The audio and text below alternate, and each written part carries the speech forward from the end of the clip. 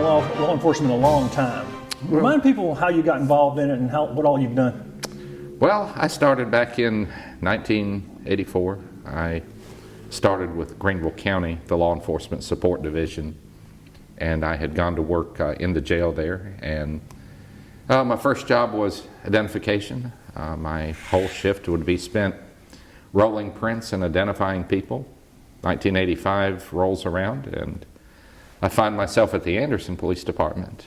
And once I walked in the door at the Anderson Police Department, I spent the majority of my career there at that agency until my retirement in 2012. But I had a number of roles there. I started out as a patrolman.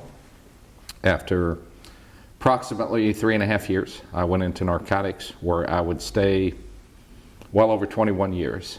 And toward the end of my career there, the chief at the time asked me if I would take over the training division. We had a tremendous turnover period, and they needed positive training, so I was assigned to build the training unit and to provide basic and advanced training to over 150 personnel. Well, let's back up to that. What made you want to get into law enforcement? When you were growing up, did you always want to be in law enforcement, or is that something you became interested in later? Or? I knew I liked public service, and I've interviewed people for well over 30 years, and you always get a textbook answer. Why do you want to come into this profession? And you hear to protect and to serve. That's the standard answer, and it's a textbook answer. But in reality, law enforcement is a calling, and it takes a very special person, a very different person, to want to do this job. But it's a calling, and it is a passion that needs to be met within these individuals. And of course, we recognize that. Municipality or township, law enforcement serves a lot of roles other than just the protect part. Tell people why the law enforcement agency here, like your department, is so important to Williamston. Well, it's important because you are about 14 miles from Anderson. You're another 15 miles or so from Greenville, and Williamston is very rural. So people here, they have a lot of needs. It could be that their water line broke. It could be that they have a squirrel in their attic. A lot of different issues that they have, in addition to providing public safety. But you have to recognize, even in medical emergencies, that every minute counts. So in addition to our law enforcement officers providing safety services, they provide a lot of other functions as well. And the reason that any town or city incorporates is because they want better protection than what they had before. So when you see a town or community incorporating, one of the first things they want is a law enforcement service. They want that law enforcement service to be responsive to them, to have people that they know, people that they can communicate with here on a local level. And y'all do get, I imagine, some interesting phone calls that have nothing to do with arresting somebody or a crime going on. We've had everything from a lady who had a bird that couldn't get it to quit talking, to donkeys getting out, to horses getting out. But then on the other side, we've had very serious calls. We've had attempted murders. We've had people shot. We've had law enforcement officers shot at. So you never know what you're going to get when the radio goes off, when that call comes out. It could be something very minor to something very serious. You mentioned you've done a lot of training for people. What are some of the areas of training that are in highest demand maybe for law enforcement now? Interpersonal communications is huge. We have a new generation coming up that their school years were very different than ours in the older days. So interpersonal communication, extremely important.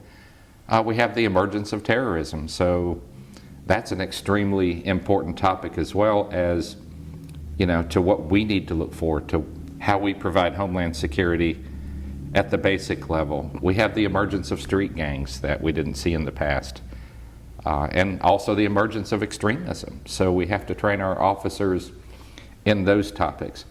But if there's one thing that's extremely important, is the emergence of social media and also the use of body cameras have really changed the dynamics of law enforcement.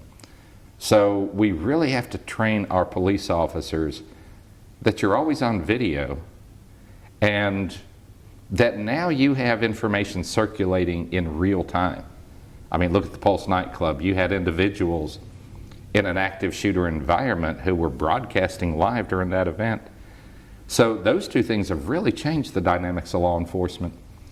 But there are many facets and many different topics in which law enforcement of today need to be trained in. We've seen tremendous changes over the past 38 years, and it's not the same that it was, back then. You spent all these years, and you've had all these years and decades of experience. What made you want to step back up and take over a police department here in Williamston? I had retired in 2012, and I was a national director for threat management and security for a major corporation. We had 10 states, over 150 properties. Law enforcement is different than any corporate environment. There are differences in the way you conduct day-to-day business. I've traveled all over this country in a corporate environment, handling threat management, handling threat reduction, crime reduction. But one thing about Anderson County that's different from everywhere that I've traveled is this. I can pick up the phone and I can call anybody I need to. We have this working relationship in this county unparalleled to any other. If I have an issue that I need to talk to the sheriff, I can pick up my phone. I have his cell phone number, and he's going to, call me back immediately. I have the personal cell phone of the coroner. We're friends. I can pick up the phone and call him. I can call any chief of any agency around me. And it is so much easier to function in an environment like that than to be functioning somewhere where you don't know anybody. You don't have those relationships and connections. And you would be surprised over a course of 38 years, those connections that you make. And networking in this day and age is so important, so critical, because the only way we can get things done is to actually work together, because criminals don't know jurisdictional boundaries. So if we don't have that environment where we work as a team, we're not going to be successful. So looking at where I was right after I retired, and of course having received a telephone call by the mayor at the time and the chief of police, they had asked me to come back into this profession because there were some skills that I gained over that 38-year period, or back then it was, I guess, 28 years. But I had certain skill sets that they needed, and I was happy to come back and serve. And so you know this community really well. What do you see as some of the major challenges that you're going to face as the new police chief here once you're back and settled? Certainly we have budgeting challenges, and that's with any agency, but Williamston is in a time of growth. We are in a transition period from where we were to where we're going. We have the introduction of new businesses. We have the introduction of new residences. We see more transient people than before. You have people coming here from out of town, moving into this neighborhood. We have diverse challenges. We have, a number of Hispanic people here now who have different cultures. They speak different languages. So those are certainly challenges, but one of the biggest challenges that we're having here is, of course, the recruitment and retention of police officers. On a national level, when you look across this country, you see people who just don't want to get into this profession anymore. And for those who do come into the profession, they usually want to go to where there's more opportunities for transferring to other divisions, for, promotions, whereas a smaller agency like this may not have all those opportunities. And we have to recognize our police officers. We have some very good people here, very experienced people, and we rely on them. When you put 90% of your budget into the salaries of police officers, we have to put 90% of our resources and efforts into the development and retention of those police officers, including training. So that's a challenge at this point in time, and we certainly are working on turning that around to get good people in-house here, and we do. We have some great police officers. I cover a lot of events in Williamston, and I notice the police presence is always very strong, and I noticed some other things you guys put out. What is the best place for people to find out information about Williamston Police Department, all the things y'all are doing, involved in, and the community stuff y'all do? Well, now that you mentioned that, we just received a grant from the COPS office, and that's through the United States Department of Justice. It's a great opportunity. It's giving us some funding for some police officers to help us, within our budget. But we have certain caveats with that grant. Some of those are faith-based outreach, community outreach, business watch, even community training as relates to community policing to help with extremism. That's a topic.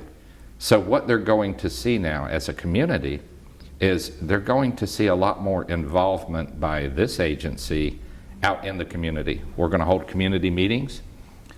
Some may be virtual to give everybody the opportunity to see what we're engaged in. But 2023 is going to be a year where you see more of an effective alignment of police resources with the needs of the community. And we certainly are looking forward to networking, to developing those relationships, and to make sure that we're meeting community needs.